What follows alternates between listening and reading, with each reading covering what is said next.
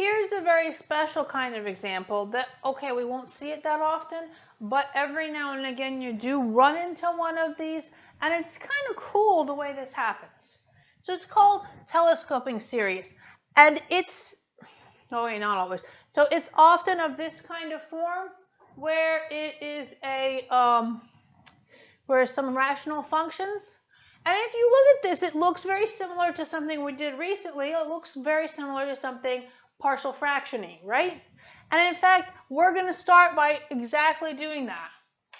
Because what ends up happening, if I partial fractions this thing, and it's an easy partial fractions, right?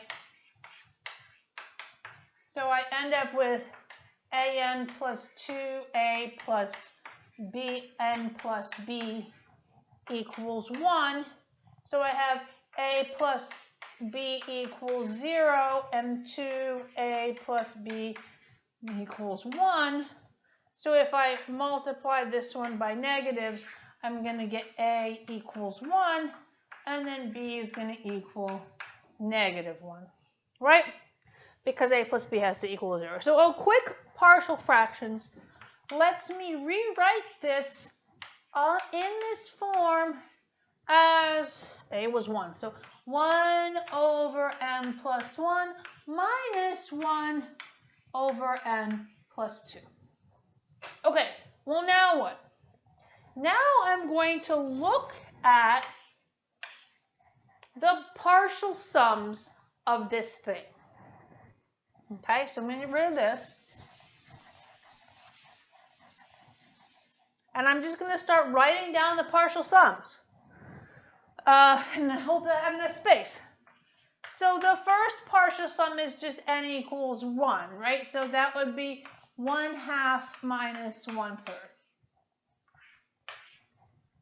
The second partial sum is going to be a1 plus a2. So that's just the a1 term, the n equals 1 term. It's going to be the n equals 1 and the n equals 2 term. So the n equals 1 term is this, and the n equals 2 term, if I put in 2, I get 1/3 minus 1/4.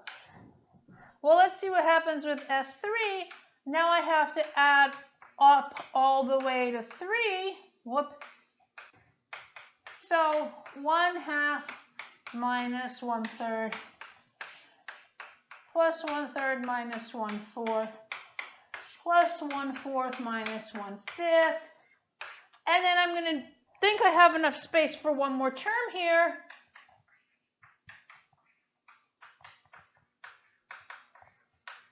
So with this fourth term, you can really start to see the pattern.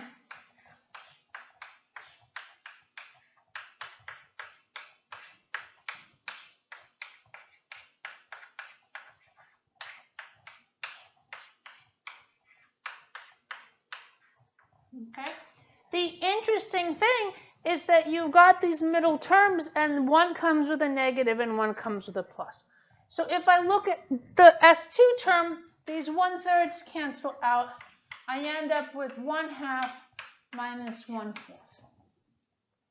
If I look at S3, the 1/3 cancel out and the 1/4 cancel out, and I have 1/2 minus 1/5.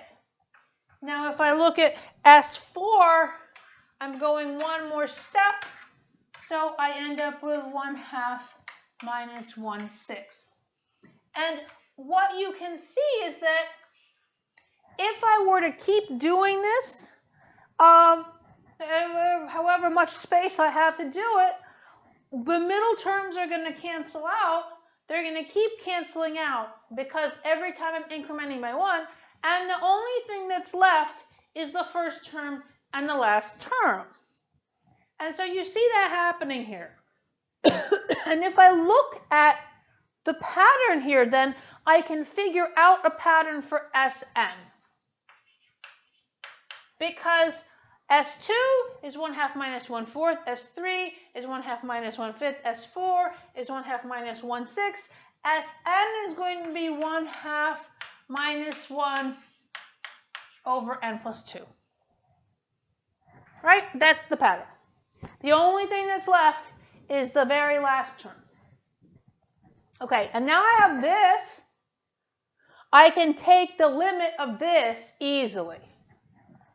Limit as n goes to infinity of Sn is just 1/2. So this telescoping sum converges to 1/2. Okay? The reason you can say that is because we wrote down partial sums, and okay, I only wrote down 4 because it was pretty straightforward, but sometimes you might have to write down more, like 6, 8, or whatever. And we identified a pattern. So we guessed what that nth term was of these partial sums, and once we have a form for that nth term that we can use, we can go ahead and take the limit.